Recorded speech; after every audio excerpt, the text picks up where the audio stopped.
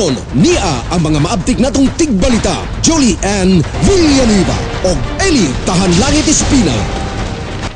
Pit Senyor, mga kahigalaan. Ug maayong adlaw, mga kaigsunan kong Subuanon. Aniya na ang atong mga balita sa mga kalihukan ug mga nabuhat sa mayor sa Dakbayan sa Subo, Michael Lopez Rama. Ug karon sa atong mga headline.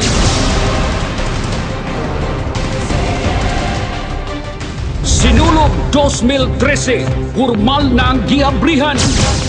Dibuti City, andam na para sa mga dibuto nga mobisita sa Dakbayan.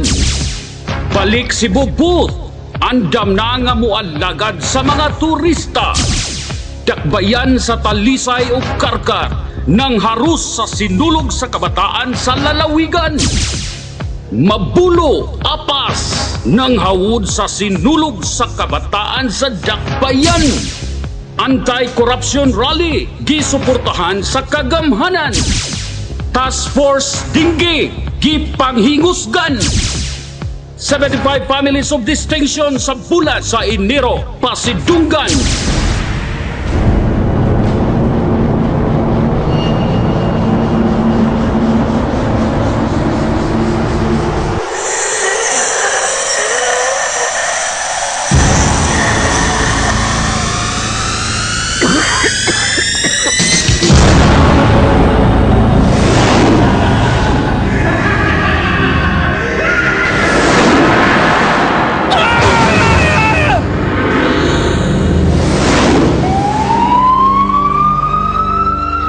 A message of concern from Mayor Mike Rama, City Health Department, Task Force Cancer of Cebu City, and Public Information Office. O karon sa mga balita! Nangunay mismo si Cebu City Mayor Michael Lopez Rama sa pag-abli sa tinuig nga selebrasyon sa sinulog. Kauban ang libuan ka mga deboto ni ini. Aniya ang detalye. Formal nga giablihan ni Cebu City Mayor Michael Lopez Rama ang pagsaulog sa Sinulog 2013. Kinihuman sa Santos nga Misa Novena nga gipahigayon sa Pilgrim Center sa Basilica Minor del Santo Niño. Samtang matud pa ni Monsignor Roberto Boy Alesna, pari sa Cebu Metropolitan Cathedral, ngang hugot ug tinuuray nga pagtuo makahimo og dakong mga butang. Ang misa gikonselebrar usab sa 30 ka mga pari ug gitambungan sa libuan ka mga deboto sa Balaang Bata. Gisaysay usab ni Alesna ang mensahe ni Father Jonas Mejares nga maoy ni pahigayon sa unang misa novena. Diha sa imong hugot nga pagtuo kang Senyor Santo Niño, magmalipayon ka. Faith is not a thing. We have to grow in this faith wholeheartedly and trusting. As the faith grows, changes happens. Dugang pa sa pari atol sa iyang wali. Human sa misa og formal nga pag-abli sa Sinulog 2013, gisundan kini og usa ka launching parade gikan sa Basilica ngadto paingon sa Cebu City Sports Center. Gitambungan usab kini sa mga mananaog sa Miss Cebu 2012 ug mga kandidata sa Miss Cebu 2013 nga nagsakay sa vintage cars. 15 sa mga contingent sa Sinulog 2013, opening salvo ug mga media. Atol sa launching program nga gipahigayon sa Cebu City Sports Center, mipakita ang mga tinun-an sa University of San Carlos sa kaanindot sa pagsayaw sa temang Cebu City ASEAN City of Culture. Ang nasudnong sayaw sa Mexico ang gipakita sa mga tinun-an sa Cebu Technological University, ang Guam sa Southwestern University, ug ang Portugal sa Cebu Doctors University. Misayaw usab og andas alang sa pagdaig kang San Pedro Kalungsod ang mga delegado gikan sa munisipyo sa Hinatilan. Ang Sinulog Festival giilang inahan sa tanang mga festival ning nasod Pilipinas ug gisaulog kini sa Dakbayan sa Sugbo matag ikatulong Domingo sa bulan sa Enero. Pagpasidungog sa kapistahan ni Senyor Santo Niño. Pit Senyor, anda mo barog uban kaninyo, Douglas Caban. Gipangandaman na sa Dakbayan na ang pag-abot sa mga deboto ug bisita nga nagagikan pa sa mga lagyong mga dapit. Aniya kini report. Andam na ang kagamhanan sa Dakbayan sa Sugbo alang sa pagpahigayon sa Devotee City 2013 subay sa kapistahan ni Senior Santo Niño nga may temang Journeying Together in Faith with Santo Niño. Tinguha ni Cebu City Mayor Michael Rama nga ma-regular og tarong ang tanang mga panginahanglanon sa nagkadiang aspeto alang sa kalampusan sa maong tinuig nga kalihukan. Ang Devotees City gitagaan gyud og dakong importansya sa dakbayan aron paghatag og kahigayunan sa mga dumuduo nga mga deboto sa balaang bata nga moanhi sa syudad sa Sugbo. Gumikan kay puno na ang mga inns, hotels ug lodging houses. Kini una gisugdan og usa ka tent city nga gipahigayon sa Plaza Independencia ug gipalhin tupad sa kampanya maritima. Sa paglabay sa panahon, ang kampanya maritima gihimo mess hall sa panahon sa tingkaon samtang aduna usab lutuanan nga gibutang alang sa mga debotos. Si Mayor Rama mitanyag usab kang Cebu City Councilor Roberto Bob Cabarubias aron mangulo sa Devotees City. Ang konsehal nagsugod na sa pagplano sa maong proyekto sukad niadtong Oktubre sa milabang tuig. Ang mga debotos makatagamtam gihapon og susamang mga serbisyo ug kaayuhan. Itanyag kini sa first come first serve basis ug alang sa mga dili residente ning syudad, lapas sa dakbayan sa Danao ug dakbayan sa Karkar ug mga kasilinganang probinsya. Sa masanaandan, ipakita lamang ang tiket sa bus o barko o kaha-ID nga magpamatuod nga dili sila taga-dakbayan sa Sugbo ug sila makadawat og identification cards nga ilang gamiton sa pagsulod gawas sa Devotees City. Hatagan usab og dakong pagtagad sa dakbayan ang mga libod suroy aron dili sila mga tulog sa mga kadalanan. Sa 120 ka mga container vans, napulo niini ang gitagana sa mga libod suroy. Magsugod sa pagpangdawat ang Devotees City karong Enero 18 ug gikatakda usab nga mamauli na ang mga debotos pagka Enero 21. Adunay formal nga opening program, confession, misa, film showing, raffle draws ug uban pang mga kalingawan ang itanyag alang sa mga debotos. Andam mo barog uban kaninyo, Jessa Gunhuran.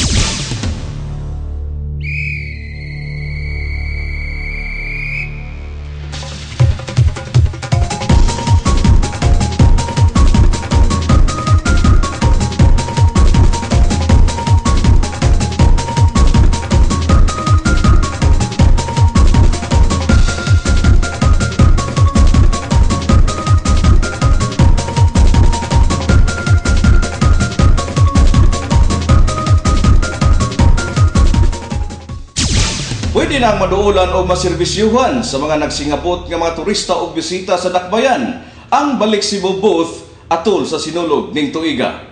Aniya ang detalye.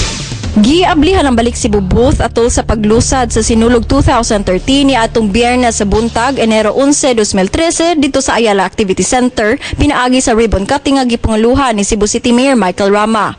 Ana-ana sa ikadusing tuig ang maong kalambuan nga mao'y naandan na sa mga taga-dakbayan ilabi na sab sa mga turista. Matud pa ni Cebu City Mayor Michael Rama nga nahimo kini tungod sa pagpaningkamot ug pakig-alayon tali sa pribadong sektor ug pangagamhanan sa dakbayan sa Sugbo.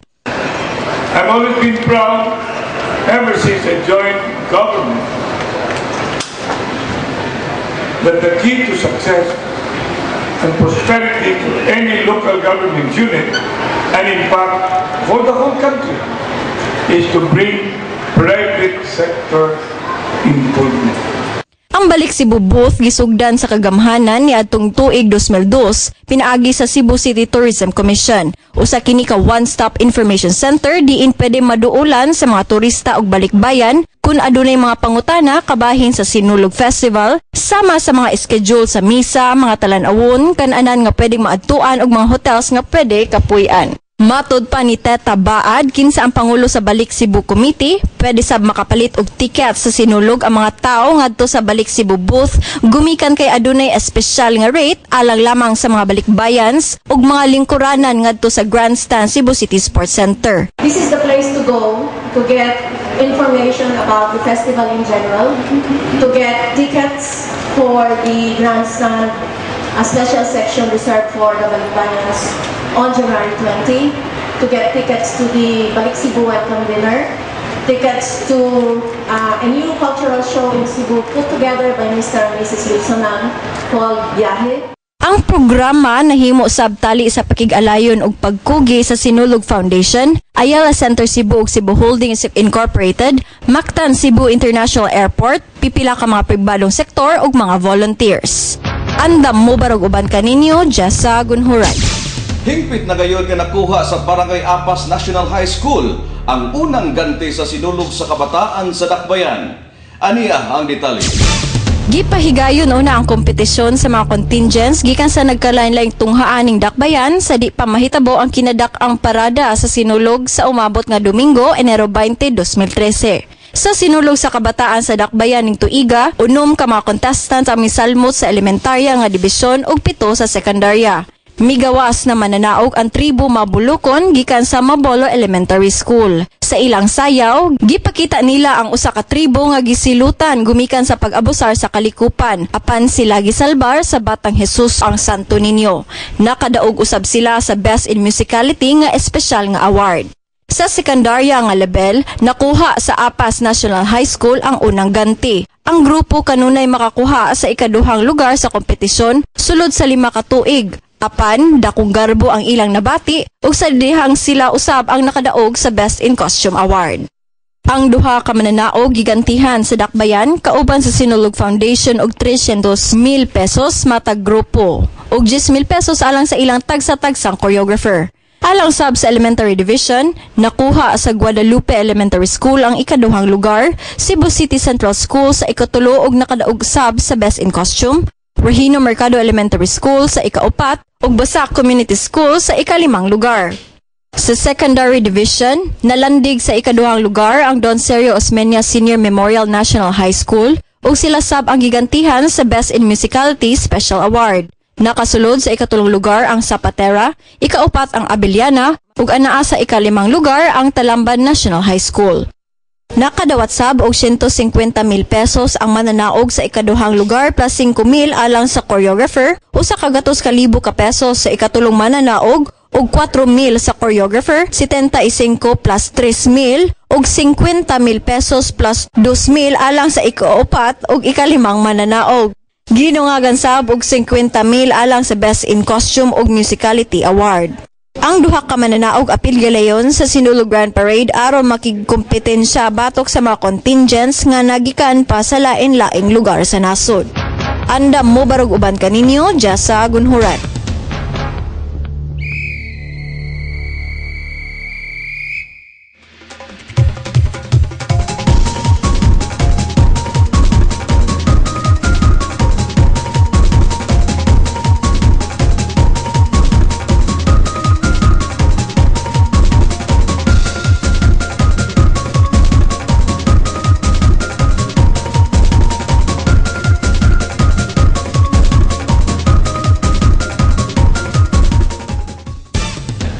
Nagpalupig ang duha ka dakbayan gawas sa Cebu City sa papahugyaw atol sa sinulog sa kabataan sa lalawigan.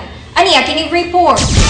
Nangharos ang dakbayan sa Talisay ug Karkar sa sinulog sa kabataan sa lalawigan tuig 2013 alang sa elementarya ug sekundarya nga mga kategorya nga gipahigayon sa Cebu City Sports Complex niadtong Sabado, Enero 12 tuig 2013. Ang kompletong listahan sa mga mananaog sa sinulog sa kabataan sa lalawigan tuig 2013 mao ang mosunod. Sa 7 ka mga misalmot sa elementarya, nagsunod sa Talisay City Elementary School, mao ang Paho Elementary School, Lapu-Lapu City, isip ikaduhang mananaog. Pundok sa nagkahiusang Danawanon, Danao City, isip ikatulong mananaog.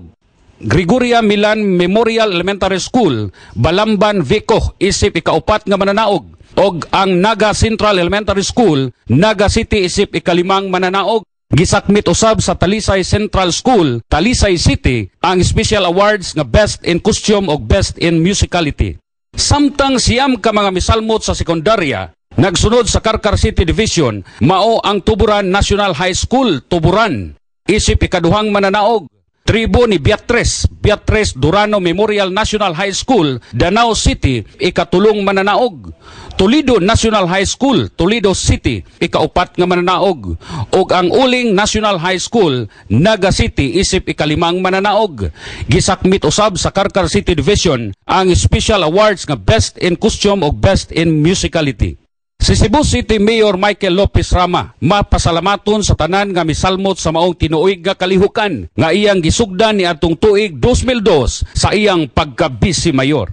Ang mga premyo sa maong tinuig nga kompetisyon sa elementarya o sekundarya mao ang mosunod: 300,000 alang sa kampiyon o 10,000 alang sa choreographer, 150,000 sa ikaduhang mananaog og 5,000 alang sa choreographer. 100,000 alang sa ikatulong mananaog og 4,000 alang sa choreographer. 75,000 alang sa ikaupat nga mananaog og 3,000 alang sa choreographer. 50,000 alang sa ikalimang mananaog og 2,000 alang sa choreographer. Og tag 50,000 ang best in costume og best in musicality. Si Marvy Canyo, ang choreographer sa Talisay mibutyag sa Barug News nga nagsugod sila pagpractice niadtong bulan sa Nobyembre tuig 2012 og doon na sila usa ka gatos ka mga dancers og 300 ka mga propsmen. Ang konseptong koronasyon mao ilang gimugna sa ilang presentasyon nga nakapadaog kanila sa pinakaunang higayon. Matod ni Mr. Ricky Ballesteros, Executive Director sa Sinulog Foundation Incorporated, nga ang tanang mananaog sa Sinulog sa Kabataan sa Lalawigan magsangka sa tanang mga musalmot sa Sinulog 2013 Grand Mardi Gras karong umaabot Enero 20 adlawng Domingo. Anda mo barog alang kaninyo Adonis Petco Brasilia. Gitagaan gayon og dakong pagtagad sa dakbayan sa Subo ang nagkataas nga kaso sa dengue. Gani tuyo nga giumol ni Mayor Mike Rama ang usa ka task force aron motutok niini. Ania ang detalye. Giumol dili pa lamang dugay ang Task Force Stagnant Water Elimination alang sa pagtubag ug pagtutok sa nagkataas nga dengue cases dinhi sa dakbayan sa Sugbo. Nahibaw-an nga gikan sa Enero 1 ngadto sa Oktubre ning tuiga, 3,059 kaso ang natala sa Cebu City Health Department Epidemiology, Statistics and Surveillance Unit nga adunay gikatahong 12 ang namatay. Napo ka mga barangay ang adunay daghang kaso sa dengue. Samtang 5 ka barangay ang gikatahong walay kaso ug kini naglangkob sa barangay Malubog, Buot, Paril, Sirao ug Sudlondos. Giauhag ni Mayor Rama ang task force sa pagmugna og ordinansa kabahin sa sanitary code, isip opisyal nga legal nga basihanan sa pag-implementar sa polisiya niini nga mamahimong gamiton sa mga kalihukan unya. Ang Task Force Stagnant Water Elimination naglangkob sa Cebu City Health Department, Cebu City Disaster Risk Reduction Office, Department of Public Services, Cebu City Environmental and Natural Resources Office ug ang mga nagkadaiyang Rotary Clubs dinhi sa Dakbayan. Sa laing bahin, si Alvin Santillana, ang Operations Officer sa Cebu City Disaster Risk Reduction Office, miasoy nga gitahasan ng iyang opisina sa pagbungkag sa mga stagnant waters nga maoy puy-anan sa lamok nga Aedes aegypti nga maoy hinungdan sa sakit nga dengue. Anda mo barog uban kaninyo, Jessa Gunhuran. Libuan ka mga kawani sa Cebu City Hall ang misalmot sa gipahigayon nga rally batok sa korupsyon. Paminawon ta kining detalye. Mipakita og suporta ang mga opisyales ug kawani sa kagamhanan sa dakbayan sa Sugbo pinaagi sa pagsalmot sa gipahigayon nga Integrity Parade March for Righteousness dili pa lamang dugay. Nagdala sa tema nga katiwalian wakasan tuloy ang laban. Ang kagamhanan sa dakbayan nga gipanguluhan ni Mayor Michael Rama misalmot sa pagbatok sa korupsyon pinaagi sa maong parade nga gipahigayon dungan sa tibuok sa nasod atol sa International Anti-Corruption Day. Human sa parada nga gisugdan sa Plaza Independencia ug natapos didto sa Cebu City Sports Center, gipahigayon ang usa ka programa nga gipasiugdahan sa Office of the Ombudsman Visayas, Civil Service Commission, Visayas Executive Council of Leaders ug ang Visayas Resident Ombudsman Council of Leaders Incorporated uban sa mga nagkadiyang delegasyon nga nagagikan sa mga government and non-government agencies. Anda mo barog uban kaninyo, Jessa Gunhuran.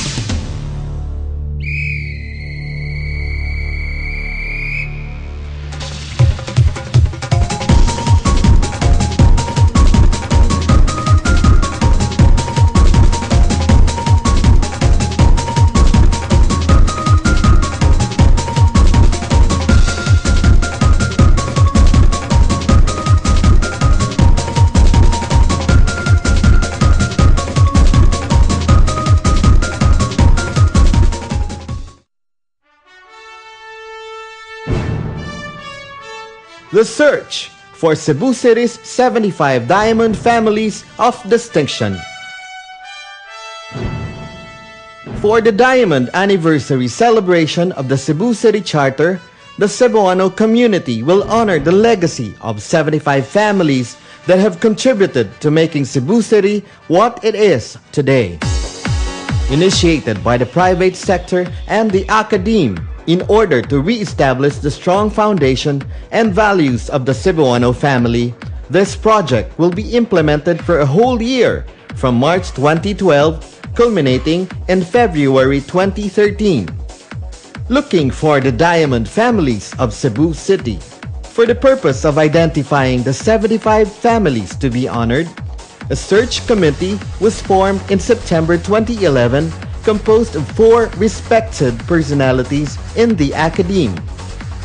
They are Dr. Erlinda Quintanar Alburo, Commissioner of the Cultural and Historical Affairs Commission; Dr. Hope Sabanpan Yu, Director, Cebuano Study Center; Dr. Madrilina de la Serna, Doctor of Philosophy and UP Professor; Dr. Romula Coano Sabellion, Consultant of the Cebu Normal University Museum.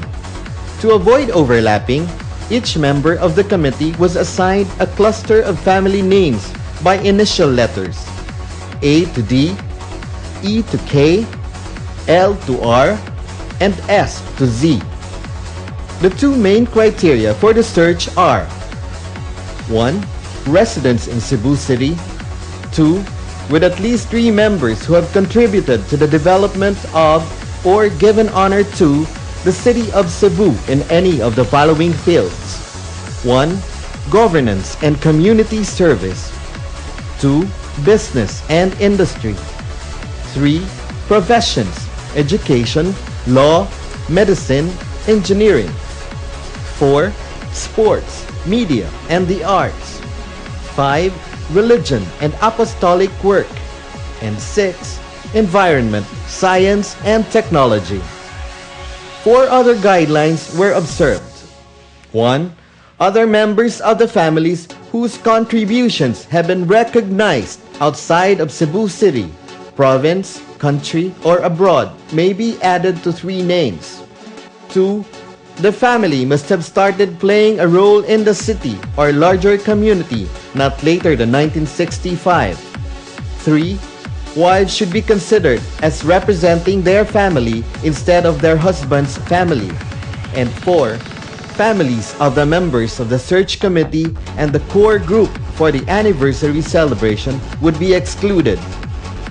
The distinguished members of the Cebu City Diamond Corps are: Dr. Lourdes D. Jereza, Chairperson and Vice President External, University of Southern Philippines Foundation; Ms. Alice K. Keblatin, Vice Chairperson, Commissioner of the Cebu City Tourism Commission, Trustee, Tourism Congress; Dr. Esther Velasquez, Member, Vice President External, Philippine Moral Recovery Movement, OIC of the Cebu Technological University, and past President of the Cebu Normal University.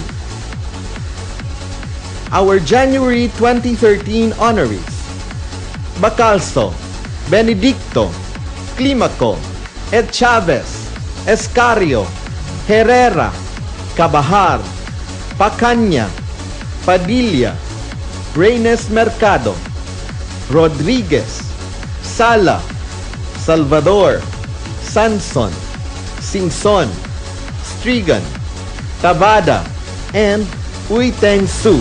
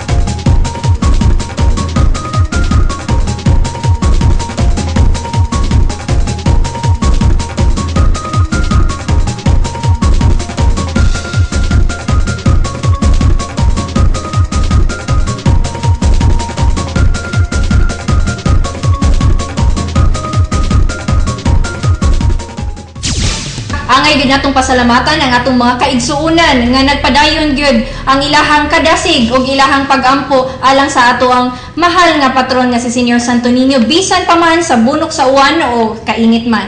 Partner? Wagay kin sila magpapiri, partner, kay ila gyud gidasunan ang ilang pagtuo o pagsalig sa maong selebrasyon, ang relihiyoso o ang kulturanhon nga aspeto nagbalampuson o nagmamanukon ang maong pagpadangat o pagpahigayon ini. So, glory be to God. O gikan dinhi sa balay lungsod sa Dakbayan sa Subo, kini si Eli Espina. Ug ako sab si Julie Ann Villanueva. Sa kanunay uban mininyo sa pag Barok Pichinyo.